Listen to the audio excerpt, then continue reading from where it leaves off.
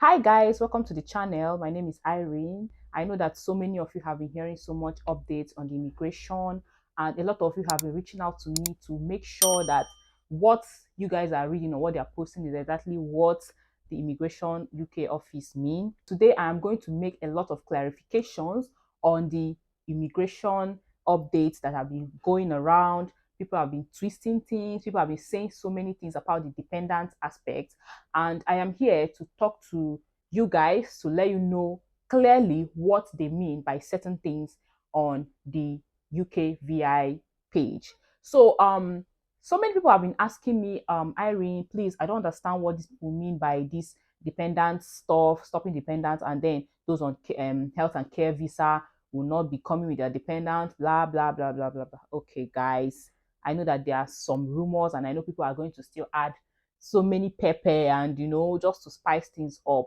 And honestly, the new immigration rules that they've brought up have not been favorable to a lot of people, especially those that are coming into the UK through student routes, through health and care visa route, and everybody is being affected right now.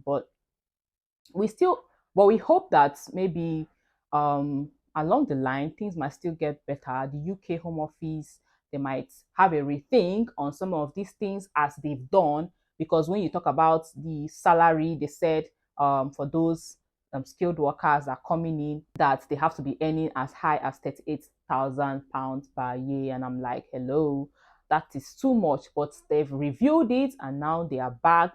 They have said now that it's £29,000 per year. So these are the things. I just feel like some of these rules can still be, reviewed, and they can still come back and say, okay, this is that. People are complaining, it's not favorable. It's not favorable for the citizens or even the immigrants. So concerning the dependent visa, there are some news that if you're a student and you come with a dependent, and along the line as a student, you finish and you get a job under the health and care visa region or sector, that your dependent is not going to convert and join you. It's not going to convert. Your dependent cannot join you in that visa. So the problem now is that this rule is coming up in spring, and there is no strong possibility of these students to switch, especially those that came in September last year.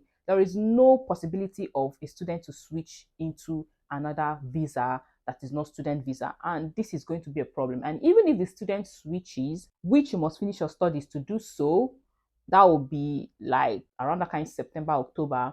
Even if the student switches, it mustn't be under health and care. If not, your dependents will not remain in the UK.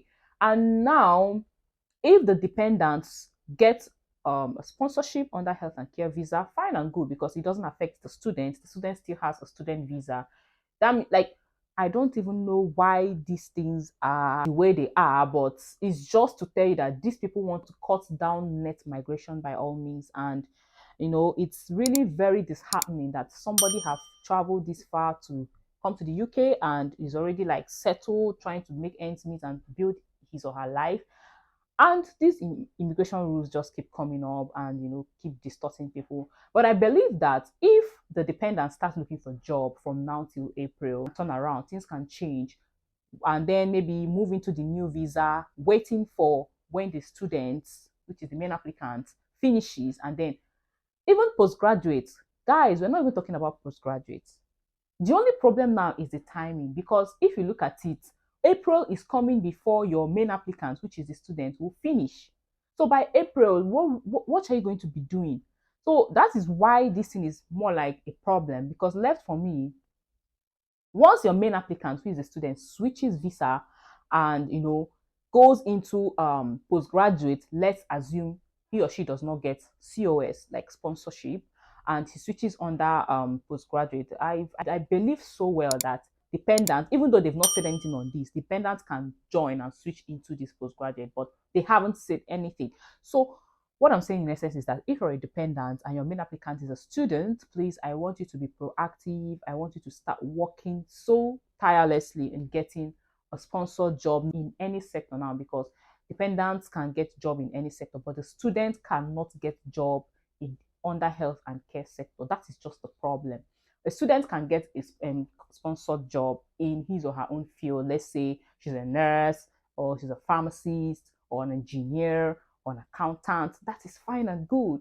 But if it still has to do with health and care aspect, so these are the problem. Their English can be really confusing. I think that's the only problem. But I know that if you're already in the United Kingdom and as a student, you still want to bring in your dependent, you can bring in your dependent because this thing does not affect you. You're already in the United Kingdom.